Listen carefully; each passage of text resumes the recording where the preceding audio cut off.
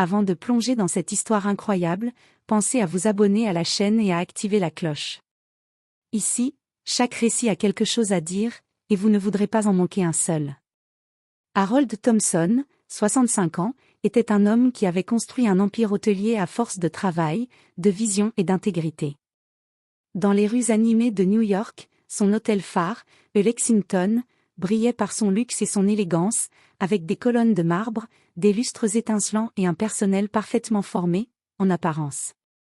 Pourtant, derrière cette façade, Harold savait qu'un voile invisible séparait les clients selon leur apparence, leur âge ou leur couleur de peau. Fatigué des rapports superficiels et des louanges formelles, il décida de visiter son hôtel incognito. Sous le nom de Henry Davis, costume sobre et chapeau discret, il franchit les portes du Lexington, déterminé à observer sans être reconnu. Ce qu'il allait découvrir dépasserait ses attentes. Le personnel qu'il avait engagé pour représenter l'excellence ne le traiterait pas avec le respect dû à un client, et surtout pas à lui, le propriétaire noir de l'établissement. Cette journée allait révéler des préjugés profondément enracinés et offrir à Harold l'opportunité de corriger une injustice, non pas par la confrontation brute, mais par la dignité et l'autorité tranquille d'un homme qui savait ce qu'il valait. Le hall du Lexington Hotel était somptueux. Des colonnes de marbre blanc reflétaient la lumière des lustres en cristal, tandis que des canapés en velours crème accueillaient des clients élégants. Les murmures des conversations et le cliquetis des talons sur le sol résonnaient dans l'air, créant une ambiance de luxe feutré. Harold Thompson, 65 ans, entra par la porte principale, son chapeau légèrement incliné pour dissimuler son visage. Sous le nom de Henry Davis, il avait choisi un costume sobre, gris foncé, parfaitement ajusté, mais sans aucun signe de richesse ostentatoire. Son pas était assuré, mais discret, comme celui d'un homme qui connaît la valeur de chaque regard qu'il croise. Le réceptionniste, un jeune homme nommé Kevin Parker, leva à peine les yeux lorsqu'Harold s'approcha du comptoir. « Bonjour, monsieur. Vous avez une réservation ?» demanda Kevin avec un sourire poli mais distant. Harold répondit calmement. « Oui, au nom de Henry Davis. Juste pour une nuit, s'il vous plaît. » Kevin tapota sur son ordinateur, les sourcils légèrement froncés. « Je ne vois pas de réservation sous ce nom. Nous avons des chambres disponibles, mais ce seront nos chambres standards. » Harold acquiesça sans exprimer de surprise.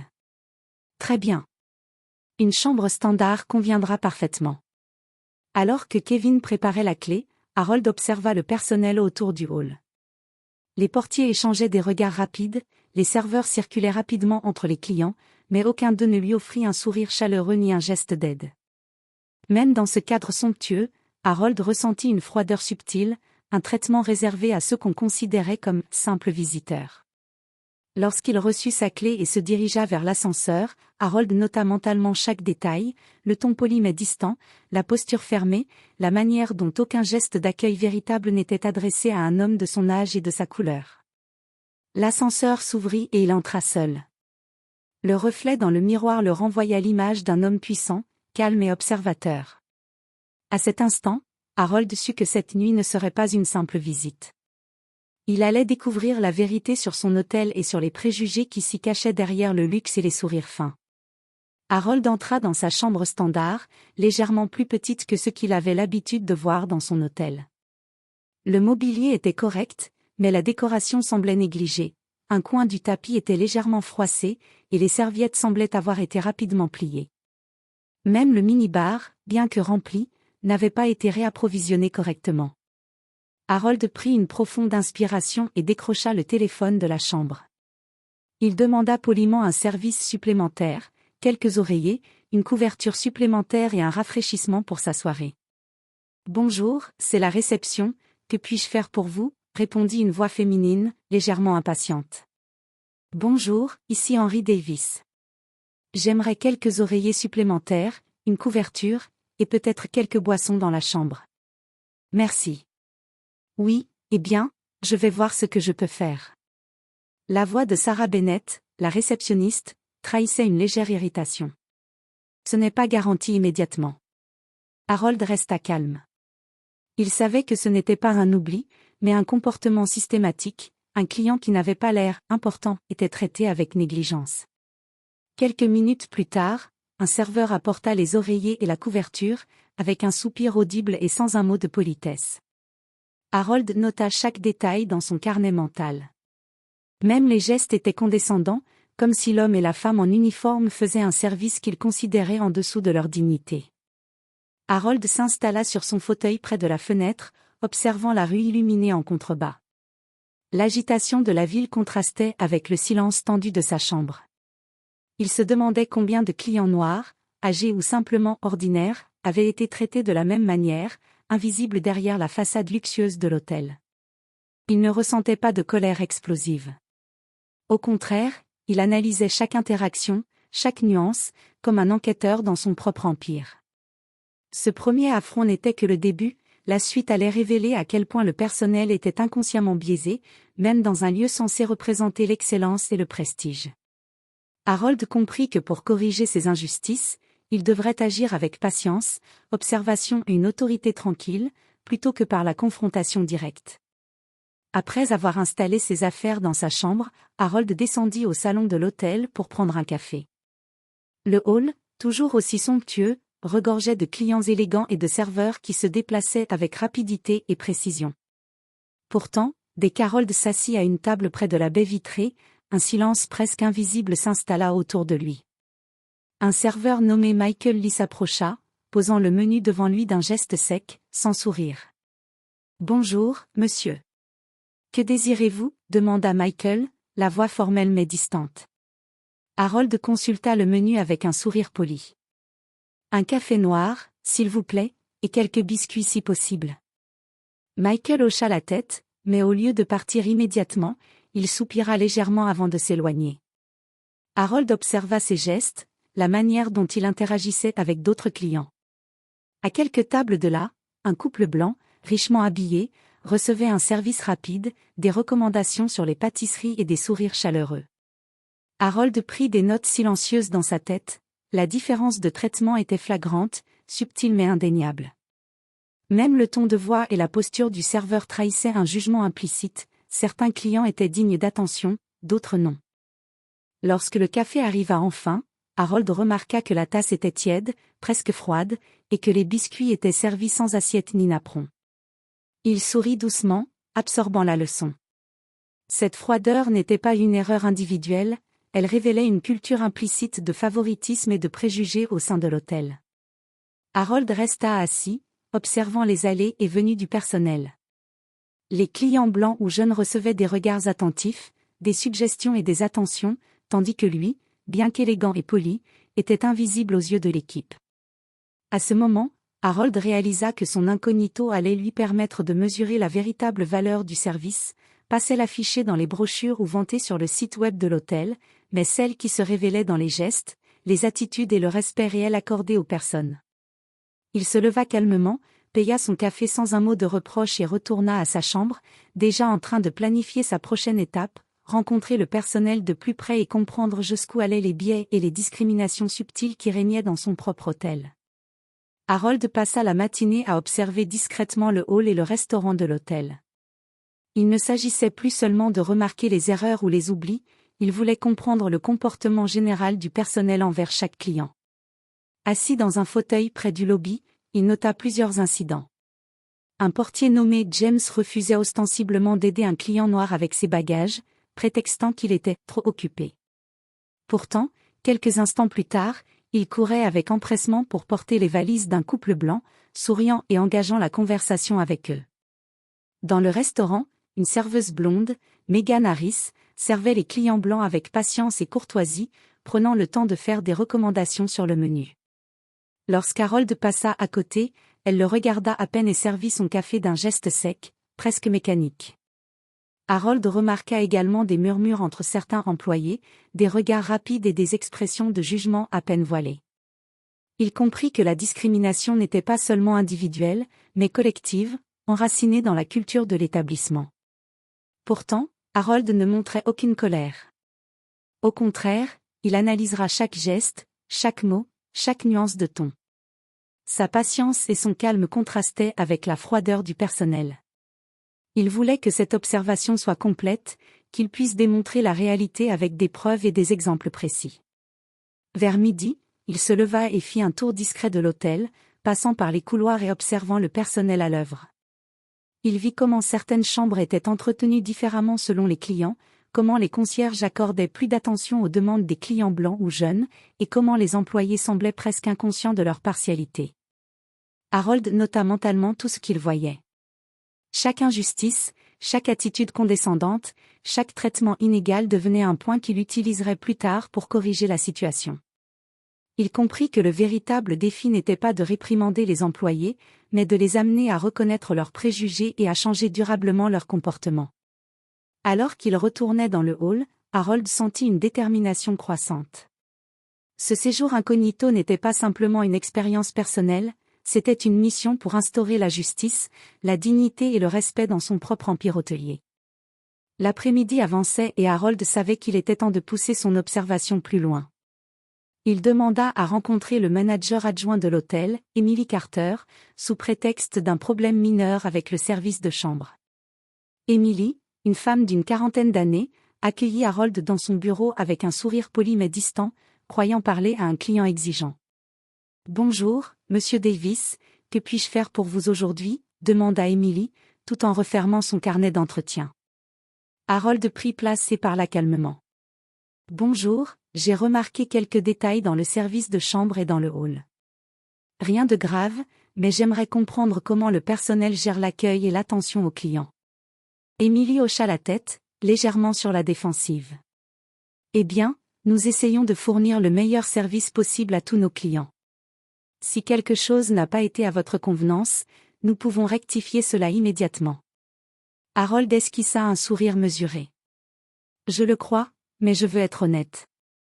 Ce que j'ai observé ce matin et cet après-midi m'a surpris. Certains clients semblent recevoir plus d'attention et de considération que d'autres, sans raison apparente. » Emily fronça légèrement les sourcils. « Je ne comprends pas. Tous nos clients sont traités avec le même soin. » Harold choisit ses mots avec précision, laissant entrevoir ses observations sans révéler son identité. « J'ai remarqué des différences dans le ton de voix, la posture, l'attention accordée aux demandes. Il semble y avoir un biais inconscient, peut-être involontaire, mais il est perceptible. » Emily baissa les yeux un instant, sentant qu'il y avait une vérité qu'elle refusait de voir. Harold continua, calme et posé. « Je pense qu'il est important que tout le personnel prenne conscience de ces attitudes. Même les petites injustices créent une impression de favoritisme et de manque de respect, et cela peut affecter la réputation de l'hôtel. » Le manager semblait réfléchir profondément. Harold savait qu'il avait touché un point sensible. Emily commençait à comprendre que le problème n'était pas seulement opérationnel, mais culturel. Alors qu'il quittait le bureau, Harold sentit que la prochaine étape serait cruciale. Il devait confronter le personnel de manière plus large et préparer le terrain pour la révélation finale de sa véritable identité. Mais pour l'instant, il resterait incognito, observant et accumulant les preuves de la froideur et des préjugés qu'il avait constatés depuis son arrivée. Harold sortit du bureau avec la détermination tranquille d'un homme qui savait que chaque détail comptait, et que la vérité devait éclater au moment exact pour produire l'effet le plus fort et durable. La fin de l'après-midi s'annonçait, et Harold savait que le moment de passer à l'étape suivante approchait. Après avoir observé le personnel et confronté subtilement Emily Carter, il décida de rencontrer le directeur général, Thomas Reynolds. Son objectif, évaluer la réaction de la direction avant de révéler sa véritable identité. Il frappa doucement à la porte du bureau de Thomas. Le directeur, un homme dans la cinquantaine au visage sérieux, leva les yeux et offrit un sourire professionnel. « Bonjour, Monsieur Davis, que puis-je faire pour vous ?» demanda Thomas. Harold entra calmement et s'assit face à lui. « Bonjour, Monsieur Reynolds. Je souhaitais vous parler de quelques observations concernant le service et l'attention aux clients. Il semble que certaines attitudes persistent parmi le personnel, et je voulais vous en faire part directement. » Thomas fronça légèrement les sourcils. « Des attitudes ? Pouvez-vous préciser ?» Harold respira profondément et énuméra ses constats, chaque mot choisi avec soin. « J'ai remarqué que certains clients reçoivent plus d'attention et de respect que d'autres, sans raison objective. Les portiers, les serveurs et même certains réceptionnistes semblent exercer un jugement implicite basé sur l'apparence ou la couleur de peau des clients.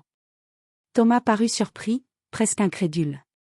Cela ne devrait pas arriver dans un hôtel de notre standing.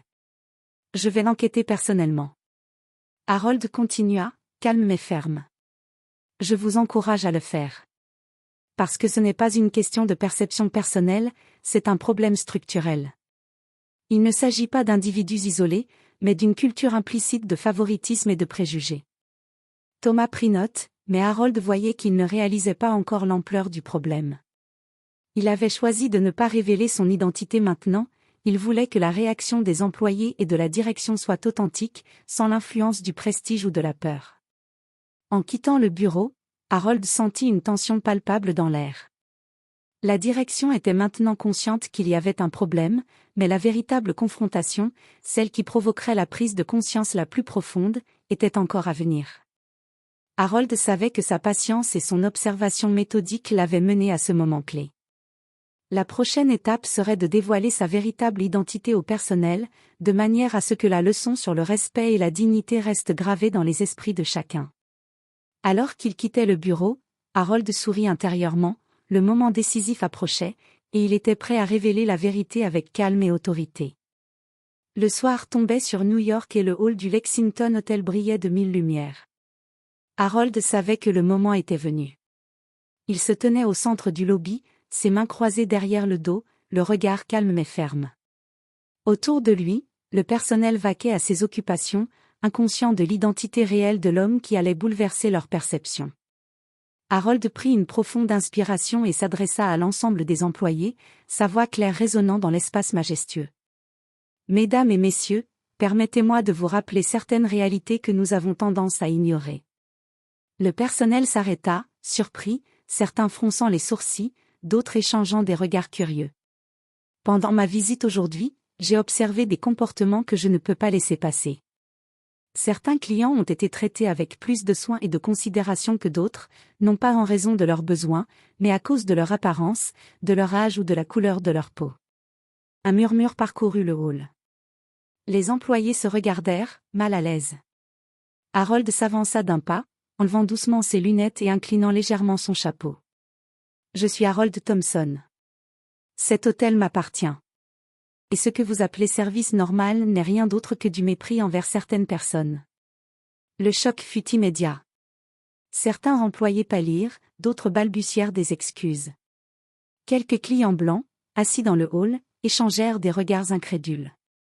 L'homme qu'ils avaient vu comme un simple client était en réalité le propriétaire, et l'un des hommes d'affaires noirs les plus respectés du pays. Harold poursuivit, sa voix calme mais autoritaire.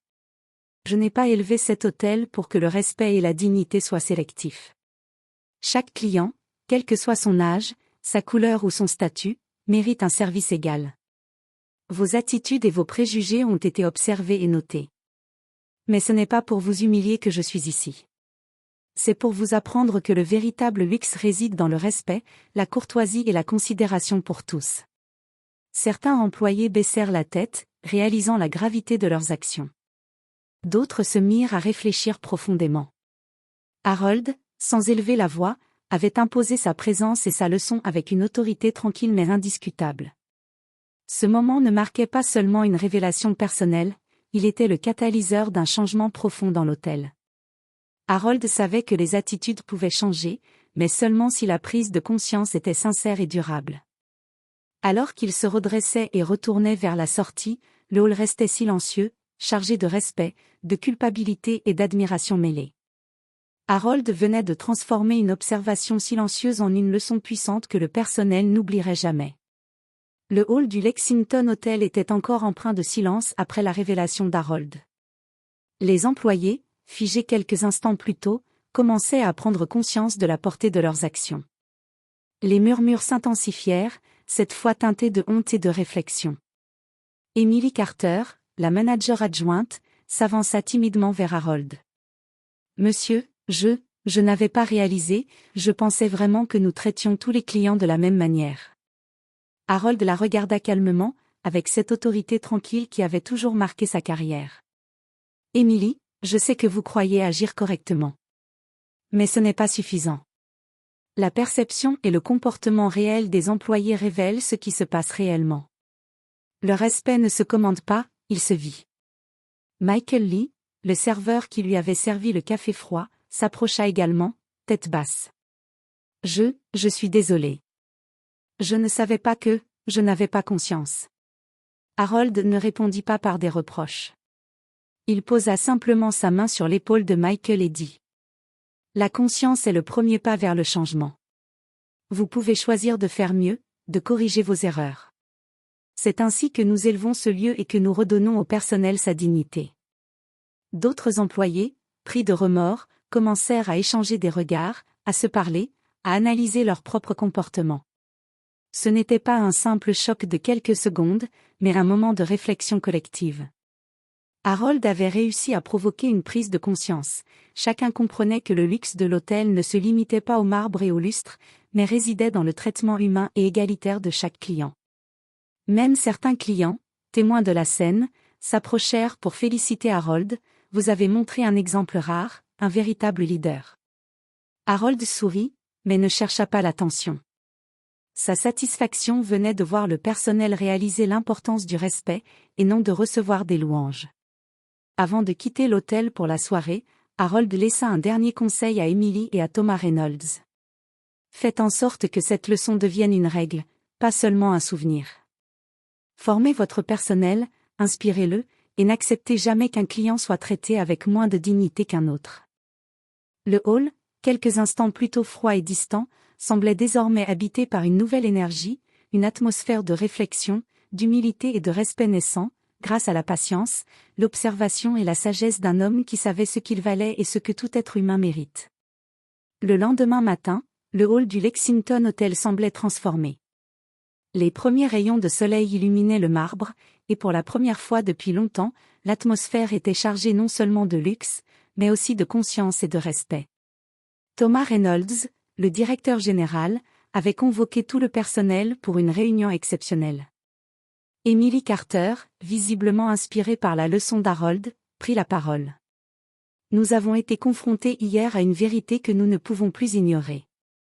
Nos attitudes et nos préjugés ont créé des inégalités dans le service que nous offrons. Cela doit changer, dès aujourd'hui.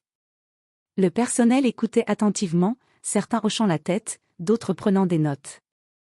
Les sessions de formation sur le respect, l'inclusion et la reconnaissance des biais inconscients étaient désormais obligatoires pour tous. Harold avait montré que le véritable luxe d'un hôtel ne se mesurait pas seulement à la beauté de ses installations, mais à la dignité avec laquelle chaque client était traité. Michael Lee, le serveur du café froid, fut l'un des premiers à mettre en pratique ces leçons. Il accueillit les clients noirs et âgés avec un sourire sincère, anticipa leurs besoins et prit le temps de les servir avec attention. Les réactions des clients furent immédiates, certains commentèrent à quel point le service semblait nouveau et authentique. Même les portiers et concierges, autrefois distraits ou condescendants, adoptèrent une approche plus égale et attentive. Harold avait réussi à instaurer une culture de respect durable, et les changements n'étaient pas simplement superficiels, ils touchaient l'attitude et la conscience des employés. Harold, observant discrètement les premières transformations depuis une table du lobby, sentit une satisfaction calme. Il avait démontré que le leadership ne réside pas dans la confrontation brutale, mais dans l'autorité tranquille, la patience et la capacité à faire prendre conscience aux autres de leurs erreurs. Le Lexington Hotel, grâce à cette intervention discrète mais puissante, était désormais prêt à offrir non seulement le luxe, mais aussi la dignité et le respect que chaque client méritait. Harold savait que ce changement, pour être durable, devait être cultivé chaque jour, mais il avait planté la graine d'une transformation profonde et irréversible. Quelques semaines après sa visite incognito, Harold Thompson revenait régulièrement à son hôtel, cette fois en tant que propriétaire reconnu. Mais ce qui avait véritablement changé, ce n'était pas lui, c'était l'esprit du Lexington Hotel. Les employés, transformés par la prise de conscience et les formations initiées, accueillaient chaque client avec égalité et respect. Les anciens préjugés avaient été remplacés par une culture d'inclusion et de professionnalisme. Même les détails les plus subtils, du sourire d'un serveur à la politesse du portier, reflétaient une attention réelle et sincère. Harold observait tout cela avec satisfaction. Le luxe de son hôtel n'était plus seulement matériel, il était devenu moral et humain. Les clients, conscients du changement, parlaient désormais du service exceptionnel autant que de la beauté des lieux. Le nom du Lexington Hotel circulait avec admiration dans toute la ville, non pas pour son prestige superficiel, mais pour l'éthique et le respect qu'il incarnait. Un jour, en entrant dans le hall, Harold croisa Michael Lee, qui lui offrit un sourire sincère. « Monsieur Thompson, merci, pour tout. J'ai compris ce que signifie vraiment le respect. » Harold hocha la tête, avec un calme plein de dignité. « Le respect ne se commande pas, Michael. Il se pratique chaque jour. Et je vois que vous avez appris cette leçon. » Le propriétaire âgé sourit intérieurement, conscient qu'il venait de transformer non seulement un hôtel, mais aussi la manière dont les gens percevaient et agissaient envers les autres. Chaque client noir, chaque client âgé, chaque client ordinaire, pouvait désormais être accueilli avec dignité, sans préjugés ni discrimination. L'histoire de cette visite incognito devint une référence dans l'industrie hôtelière, une leçon sur la manière dont le pouvoir, la patience et la vigilance peuvent changer des cultures entières. Harold Thompson avait démontré que le véritable leadership n'est pas dans l'autorité imposée, mais dans la capacité à éveiller les consciences et à instaurer le respect durable. Ainsi, le Lexington Hotel ne fut plus seulement un symbole de luxe, mais un symbole de justice, de dignité et de changement positif, un héritage vivant que Harold, silencieusement mais puissamment, avait laissé pour tous ceux qui franchiraient ses portes.